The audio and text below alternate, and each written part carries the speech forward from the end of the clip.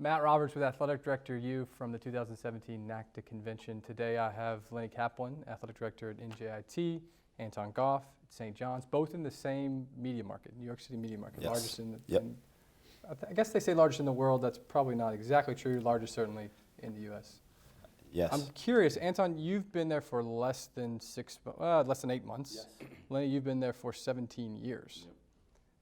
Clearly that marketplace in terms of generating fan interest, there is a lot going on. There's a lot going on in the sporting world, a lot going on in the entertainment world.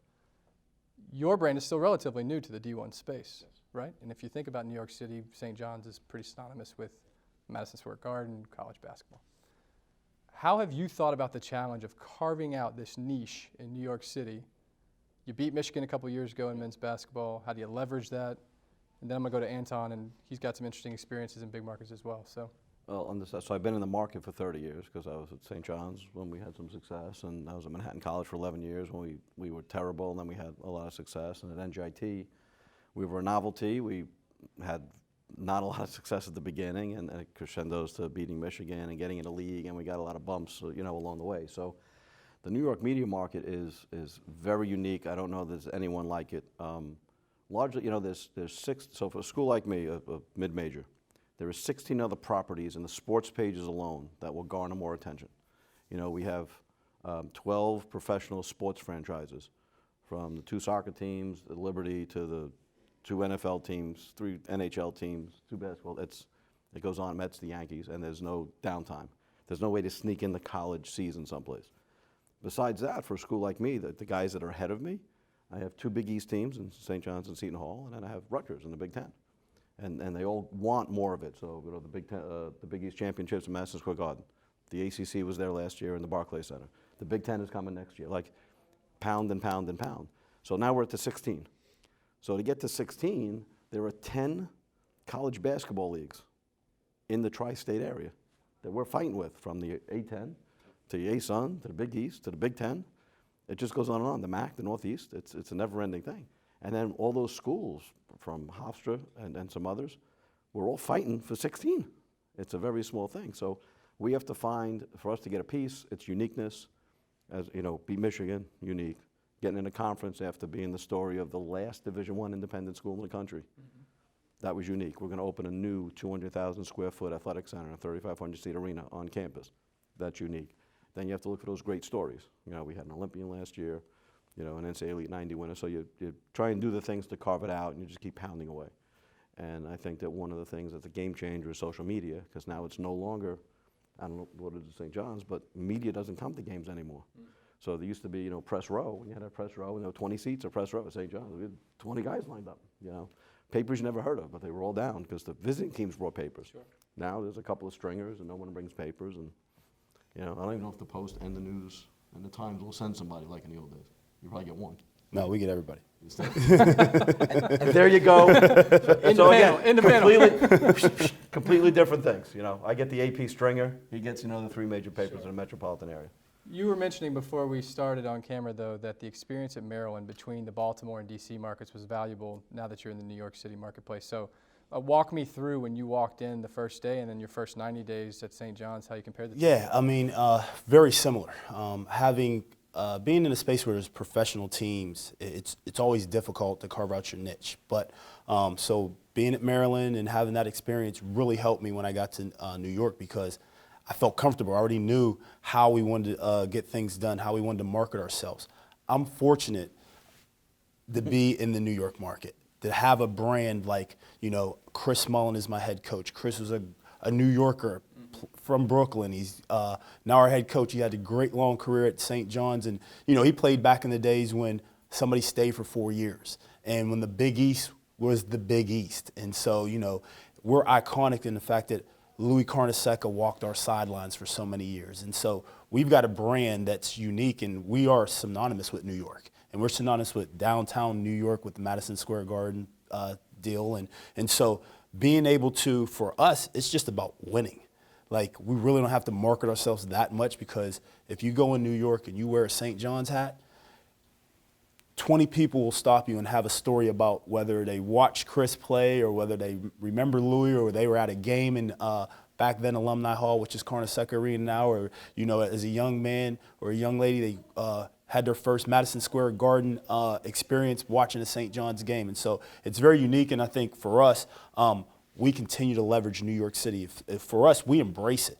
We want to be synonymous with New York City, and I think that's the one thing that I focused on when I got there is that, hey, you know what? I'm downtown Manhattan probably 3-4 days a week promoting our brand, making sure that, hey, I want to make sure you guys know that we embrace New York. We love you guys, and for us to be successful, we want to make sure that this is a New York thing. And we've got, you know, not only just in our space of New York City, I've got Syracuse up the road trying to, you know, promote themselves as, you know, New York's team. And we look at that and kind of laugh, and because, like, you know what, there's a difference between the state of New York and New York City. And so we're like, yeah, you can have upstate New York, but you're not getting the city.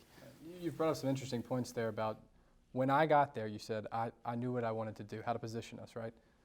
Versus what may have been done there before from a marketing standpoint and a branding standpoint. How did you, or did you, have to align that external team of yours to maybe think about your all's brand different, where there's 16 professional sports teams, you know, in the marketplace as well? And if there was any sort of friction there, how did you win that team over? Well, I think one of the good things is my team was open to whatever I wanted to do. So when I came in, I told them, like, hey, we're going to embrace New York. So, like, literally anything that has to do with the New York skyline, the buildings in New York, we make sure we put that in our promotional packets that we send out. If you walk in my office, I have a huge red wall of the New York skyline with some iconic buildings, MSG Garden, say, embrace excellence every day. And so, like, they like the energy. Like, we feed off of the energy in New York. And so, like, we have subways and we everything that you think about New York, we put that in our building. We put it on our promotional material. We make sure it's on our website. And so we make sure that everybody knows, like, even if you don't know if it's St. John's, that, like, you may not even see St. John's, but if you see New York City and it's red, it's St. John's. Sure. Making the transition from D2 to D1 is certainly a time when you're very reflective about your own brand, correct? Absolutely. How do you not lose that same type of analysis that you need to have going forward now that you are D1? And this goes for any school, really, right? How do you remain critically and concertedly focused on how your brand is changing within the marketplace? The analysis your team may do and where you fit. Well, I think first it's about the university. So, you know, we are one of 32 polytechnic universities in the country, and that's the way we brand ourselves. We're not really one of the 4,000 universities, but there's 32 polytechnic universities. We're a STEM institution. Some call it STEAM. We're still STEM. So we're a STEM institution. We're an engineering school. Art. Oh, right. Yep, and that's the art. So we have architecture, so we can go that way. There you So, go. you know, but as one of the 32 polytechnic universities, that's how we brand ourselves. So we are different. We're much different than a lot of Division I. There's not a lot of polytechnics in there. So, you know, that's how we stay. We stay true to our academics. So our academics consistently stay strong, and that's always a message that resonates. Donors, alums, fans, things like that. They want to be proud of the kids that they're bringing in. You know, so the incoming SAT for the student athletes last year was like 1190. I mean, it's a high number.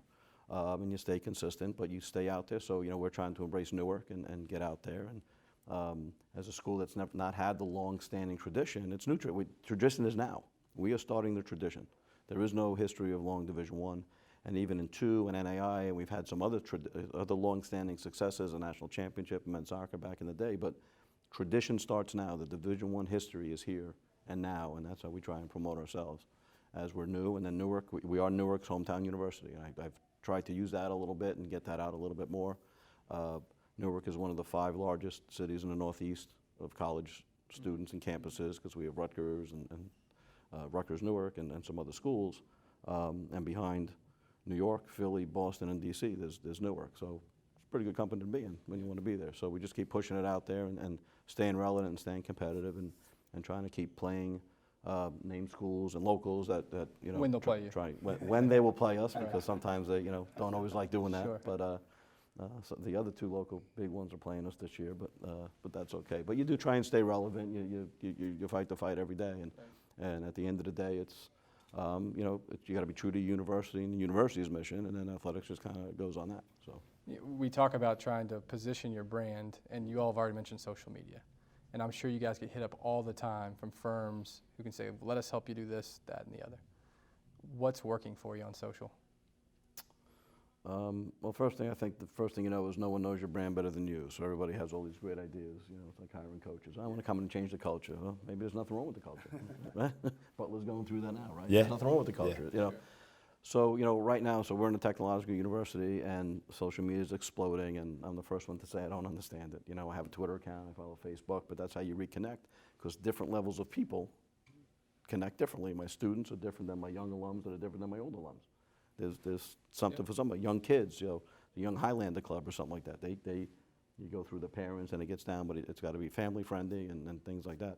And you go out and you know, people like to count followers and hits and things like that. It's all about, you know, hashtags, right? So if you get the right hashtag and the right person retweets it you know, yeah. So if who's the WWE guy? Daniel Bryan, right? Remember the yes, yes, yes? Yeah. So if someone does that, one of his people retweets it. Next thing you know, you got like 1.6 million hits. So it's about timing, it's about topic. And it's about throwing in those little buzzwords that grow it. And it's just about getting eyes on the @NJIT Highlanders. It's eyes on NJITHighlanders.com. And the more people you can get the eyes to it, you hope you can keep them and they'll come back and engage. For us, we've really aligned ourselves with the NBA.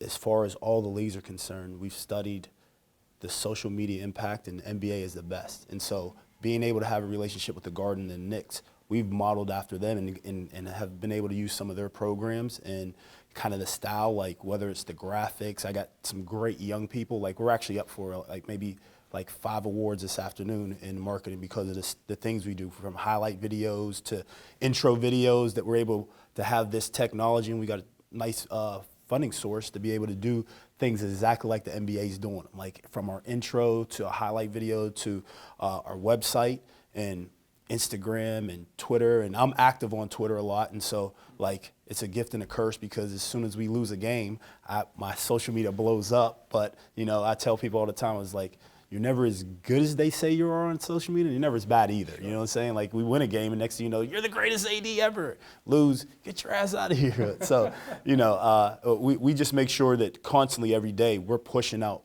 info. We have weekly, monthly, and quarterly, like certain information that we push out to our fans, our alumni, and we're fortunate that we have like 177,000 living alums.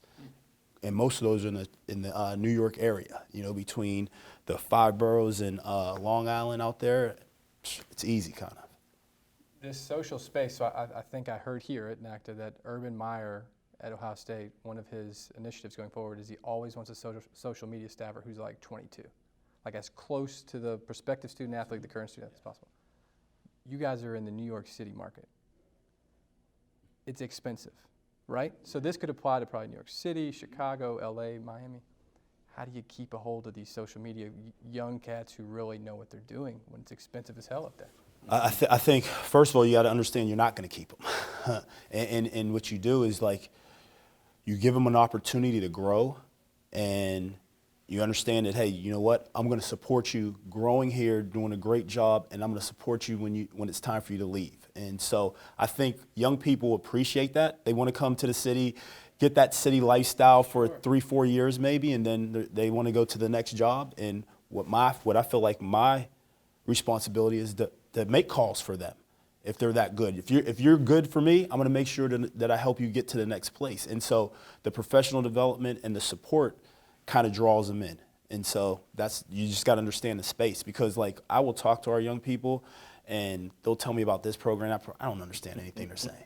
I was like, once I'm past Twitter, I don't know. But they're like, oh, we got this new search engine. It does this, let's try this out. Or, hey, I just was talking with the NBA league office, because obviously it's right there in New York, and they're doing this. Can we do that too? And I'm like, yeah, do it, whatever. Like, yeah, it's only a couple dollars. You have much more than I do. But you're also in New York, a place that's super media savvy, as we know. So do you have more folks knocking on your doors? Is the pool deeper when you're first getting them in the door? For us, it is. Yeah, especially on the social side. Yeah. For us, it is, because we have the largest school of computing science in the tri-state area, so we have a lot of people that do those things. And Anton's right. You know, you get them, and the goal is to keep them for X amount of years. But you know, at some point, and to Urban Meyer's point, he wants them close to 22, so they're only close to 22 for 1 year. Sure. Before they get away, guess what? Yeah. He's going to turn them around. Yeah. And for schools like us, and Anton's, you know, at a different level because he's not FBS, but, you know, he is big time in the Big East and you know, one of the top 5 basketball leagues in the country always. So, you know, there's levels for them to go locally and improve and to make more money. So at a place like me, I think we pay okay with our young kids, but it's not going to be what he's paying. And, you know, the FBS guys are just thinking up ways to spend more money. So, you know, there's cast of thousands there. But I think it's you get them, even like regular administrators, you get them when they're young, you let them do their thing. You know, you hope they transcend you to another level. And if they have an opportunity to move on, you are their biggest fan. You are their biggest fan. You know, Anton's been an AD less than I have, but, you know, I have people that have worked for me all over the country. And I think that's a great thing, and that's what happens. So you get them, and they're there for 3 or 4 years, and you hope they have better opportunities. Because if they've gotten the better opportunity, it probably means they did a great job at your place. Absolutely. We're talking about young people having the reins of social media. You guys have fears about that every once in a while? We've seen mistakes in social on the messaging sometimes. Yeah, I mean, you think about it, but like you can't. There's so many issues that keep me up at night. That's not one of them. Sure. You know, and I think, you know, when you're bringing them in and they understand the culture, and I always tell my thing is, don't put anything out when you're emotional. Mm-hmm. You know, and I think if you do you follow that same adage? I do. Like there's sometimes I want to be like go in and I'll be like I'll just put the phone down and maybe go work out or something and come back and then think about what I want, how I want to respond. And so like you tell the young people that and hopefully they follow that and you know. It does seem there's this fine line between like funny, you know, having a nice little back and forth on Twitter and then feels like a little too much. So sometimes it's easier as, you know, it's a really innocuous comment, but you don't know how that other person's going to take it. Yeah. So we could be joking about something, you know, whatever, and he hears, he'd be like, "That's not very funny." Yeah. Well, and then you got that. You know, I mean, it's just, but it's something when you read it, and you know, you take an independent party, they may look at it like, "I don't know what's wrong with that," yeah. But you've hit a button, and in social media, it's so easy for people to respond, poking the bear, right? Yeah. You don't know which bear you're poking, yeah. But if it's a well-read thing, all of a sudden someone's going to take issue with it, and next thing you know, it explodes into a bad situation. But I can't. Like Anton just said, it's not. I can't worry about it. You got to hope that the people you've hired, you've groomed them well. They believe in what you're doing, and they're not going to react just out of reacting. Like really think about what you're doing. Like you know, don't ever react right away. Think about it. You know, we tell the coaches with the officials, right? Wait 24 hours. Yeah. Right? Right. Think about it a second. Now there are times you have to get something out, but be careful who you criticize. So if it's a league event. Bad game and the official blows a call, all right? It may have been clear on the video he blew a call, but as the official Twitter page of the university, you're not the guy who should be blasting the officials. Yeah. Now you could say, hey, you know, it was an unfortunate call, and there's ways to word something, but you can't go out there so emotional you're going to blast the league office, and then you're just going to get the repercussions of that after. So, and again, they are 18 to 22-year-olds many times. Like how often do we let our students take over Snapchat? Yeah. Right? Yeah. So that's one I don't understand at all. Instagram and Snapchat? No idea.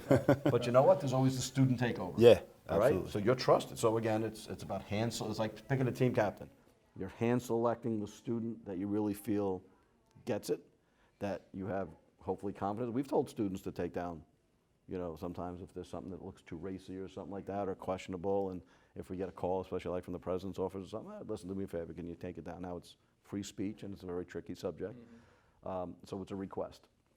Can't mandate it, you know, unless it's on an official athletic page, you know, and then you can kind of mandate it. The traditional media is still out there. You were joking that you could still have the major trades there, or major brands. Yes. Have you figured out how to effectively engage them in the feel-good stories that are happening at either of your institutions? Because it's not just a lot going on entertainment-wise. There's not a lot going on news-wise in that marketplace, right? Yeah, well, for me, one of the first things I did was after my press conference, I invited the media to come back later on down the road and just sit with me.